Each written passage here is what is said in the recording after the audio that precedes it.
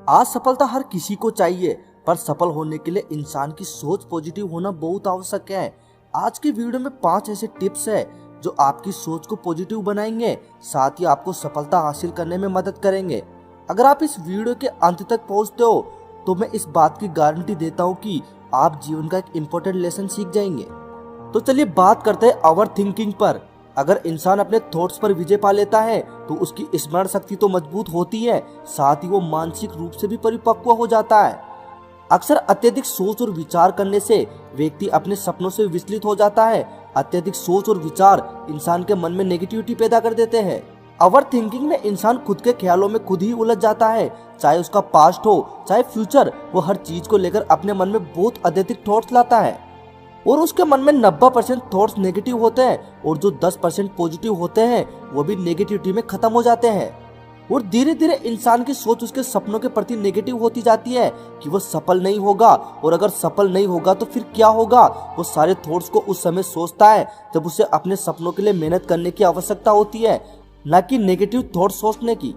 अक्सर इंसान over thinking में किसी भी परिणाम के घोषित होने से पहले ही उसके दुष्प्रभाव के बारे में बहुत अत्यधिक सोचने लग जाता है, जिस कारण से परिणामों पर बहुत अत्यधिक गहरा असर पड़ता है। अब सवाल ये उठता है कि ओवर थिंकिंग इंसान के लिए सही है या गलत। कितनी हद तक सही और कितनी हद तक गलत है, ये आपके विचारों पर भी निर्भर करता है कि आपकी थिंकिंग पावर कैसी है। अक्सर ओवर थिंकिंग में इंसान अपना जीवन कल्पनात्मक रूप से जीने लग जाता है। कोई भी कार्य करने से पूर्व उसकी हर प्रकार से कल्पना कर लेता है कि ऐसा होगा तो क्या होगा, वैसा होगा तो क्या होगा।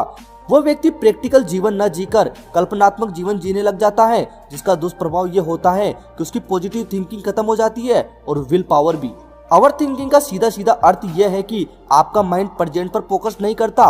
ओवर थिंकिंग का एकमात्र उपाय है आत्मचिंतन, अपना ध्यान केंद्रित करना, क्योंकि कोई भी व्यक्ति अपने थॉट्स को नहीं रोक सकता। जब तक कोई इंसान जीवित है तब तक उसके मन से विचार उत्पन्न होते रहेंगे। आत्मचिंतन के माध्यम से व्यक्ति नेगेटिव विचारों पर विराम लगा सकता है। अगर आपके मन में नेगेटिव थॉट्स उठते हैं तो उन्हें लेकर परेशान मत होइए, आने दीजिए, उस पर ध्यान मत दीजिए और अपने मन को शांत रखने का प्रयास कीजिए। इसी प्रकार आप ओवर थिंकिंग पर विजय हासिल कर सकते हैं।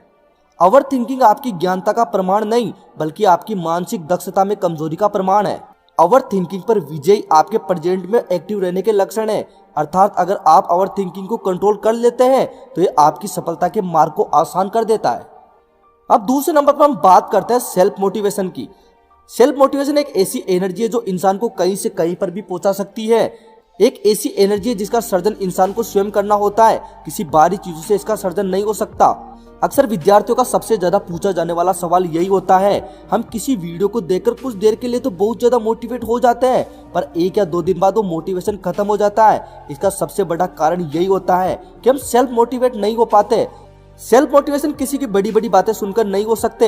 सेल्फ मोटिवेशन होने के लिए हमें खुद को खुद तैयार करना पड़ता है, और जो इंसान एक बार सेल्फ मोटिवेट हो जाता है उसे किसी भी प्रकार के मोटिवेशन की आवश्यकता नहीं होती। वह इंसान असफल भी हो जाए तो उसका सामना करने में सक्षम हो जाता है। अब बात आती है कि खुद को सेल्फ मोटिवेट कैसे करें। अक्सर इंसान के जीवन में कोई न कोई कारण होता है, कोई न कोई उद्देश्य होता है जो कि उसके सपने से जुड़ा हुआ होता है। जब आप सुबह उठते हो तो एक बार अपने सपने का स्मरण जरूर करें, साथ ही उस उद्देश्य का भी स्मरण करें कि ये सपना आपको क्यों चाहिए। साथ ही उन लोगों को भी याद करें कि आपके इस सपने से कौन कौन जुड़ा हुआ है और आपकी असफलता और सफलता पर कितनी जिंदगियां निर्भर करती है। जब इंसान इस सारी बातें सोचता है तो उसे अंदर से बहुत आत्मबल मिलता है और एक नई एनर्जी का संचार होता है, और इसे ही सेल्फ मोटिवेशन कहा जाता है, जिससे बड़ा इस दुनिया में कोई भी मोटिवेशन नहीं है। अगर आपने ये हर रोज हासिल कर लिया तो अपने जीवन में सफलता पर विजय हासिल कर ली। अब हम बात करते हैं तीसरे टिप्स की, डायरेक्शन। अगर आप किसी सपने या फिर किसी उद्देश्य के पीछे मेहनत करते हो तो डायरेक्शन बहुत ही जरूरी है। अगर हम सही डायरेक्शन पर चलेंगे तो हमारे सफल होने के चांस और भी ज्यादा होंगे, क्योंकि अक्सर इंसान एक साथ 2 डायरेक्शन को फॉलो करने के चक्कर में असफल हो जाता है। तो पता कैसे करें कि डायरेक्शन कौन सा सही है और हमें डायरेक्शन को कैसे फॉलो करना चाहिए। आइए एक छोटे से वाक्य से समझते हैं। श्यामलाल एक प्रतियोगिता में भाग लेता है। श्यामलाल से 100 मीटर की दूरी पर 5 पकवान रखे जाते हैं, गुलाब जामुन, मिठाई, रसगुल्ले, केसर बाटी और रसमलाई, पर अलग अलग डायरेक्शन में। और श्यामलाल से कहा जाता है कि वो 20 सेकंड के अंदर जिस भी डायरेक्शन में पहुंचेगा वो वाला पकवान उसका। पर श्यामलाल के मन में विचार आता है कि क्यों न वह एक से ज्यादा टारगेट को अचीव करे और समय प्रारंभ होने पर श्यामलाल सबसे पहले गुलाब जामुन की तरफ दौड़ता है, पर उसकी नजर रसगुल्ले की तरफ चली जाती है। तो बीच में ही वो डायरेक्शन चेंज करके रसगुल्ले की तरफ दौड़ लगा देता है और वो फिर महसूस करता है कि जैसे रसमलाई तो उसके पास ही है और वो बीच में डायरेक्शन चेंज करके रसमलाई की तरफ दौड़ लगा देता है। पर श्यामलाल रसमलाई के पास पहुंचने वाला होता है तो 2 कदम दूर ही श्यामलाल का समय खत्म हो जाता है और श्यामलाल इस मौके को गवा देता है। और मेहनत करने के बावजूद श्यामलाल को कुछ भी प्राप्त नहीं होता और इसका एकमात्र कारण होता है डायरेक्शन। अगर श्यामलाल शुरुआत से एक ही डायरेक्शन बनाता और इन 5 में से किसी एक को चुनकर सिर्फ उसी के प्रति मेहनत करता तो वो उसे प्राप्त कर लेता। अक्सर यही हम इंसानों के साथ होता है। हम किसी भी सपने के लिए मेहनत तो खूब करते हैं पर बार बार अपना डायरेक्शन बदलते रहते हैं और अंत में हम सिर्फ कुछ ही दूरी से हार जाते हैं। अक्सर बार बार डायरेक्शन बदलने से हमारी मेहनत पर तो पानी फिरता ही है, हमारा सपना हमसे अत्यधिक दूर चला जाता है। कहते हैं ना कि सब्र का फल मीठा होता है, उसी प्रकार एक ही डायरेक्शन में चलकर इंसान को खूब मेहनत करनी चाहिए, अंत में उसे उसका फल रूपी सपना जरूर हासिल होता है। और अब हम बात करते हैं टेक स्टेप आफ्टर अंडरस्टैंड। जीवन में कई मर्तबा हम किसी चीज को पूरी तरह नहीं समझते, उससे पहले उसे अपने जीवन में अप्लाई कर लेते हैं। यह होता है ओवर कॉन्फिडेंट में किया गया कोई कार्य और इसके दुष्परिणाम हमें फ्यूचर में दिखाई देते हैं। हम समझते हैं कि हमारे जीवन में समय की महत्वता बहुत ज्यादा है। इसका अर्थ ये कतई नहीं है कि हम जीवन में उन चीजों को भी समय नहीं देंगे जो कि हमारे लिए महत्वपूर्ण है, जिन्हें समझना हमारे लिए बेहद जरूरी है। हम अक्सर समय की बचत करने के लिए उन चीजों को समय नहीं दे पाते जो कि आवश्यक होती है। अक्सर यही जीवन में हमारे साथ परीक्षा एग्जाम में भी होता है।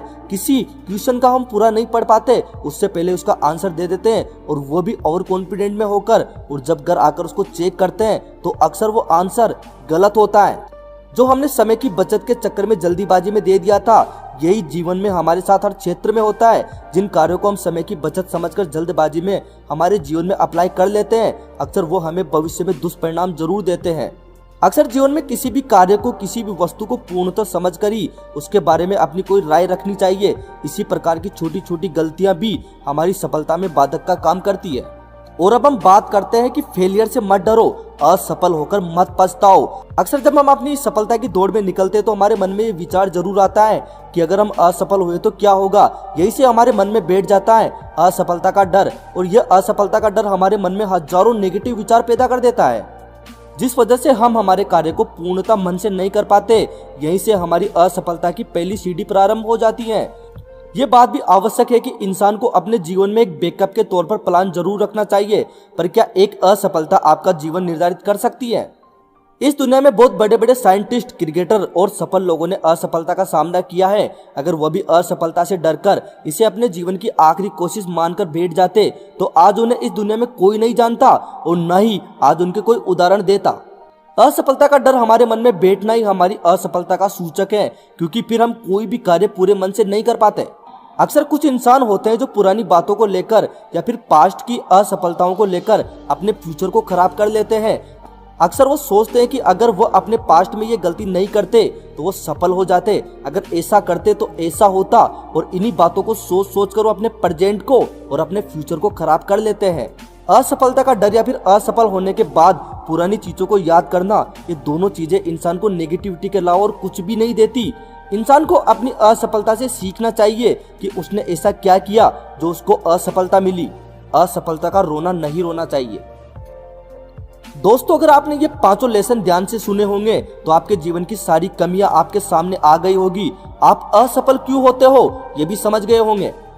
अगर इस वीडियो की सारी बातें आप अपने जीवन में उतारते हो तो आप जीवन में कभी भी असफल हो ही नहीं सकते। आपको लगे कभी भी कि आप जीवन में क्या गलती कर रहे हो तो इस वीडियो को एक बार फिर से सुन लेना ध्यान से, आपको आपके सवाल का जवाब जरूर मिलेगा। दोस्तों, अगर आपको वीडियो अच्छा लगा हो तो इसे शेयर जरूर कीजिए और उन लोगों की मदद कीजिए जिन्हें मार्गदर्शन की आवश्यकता है।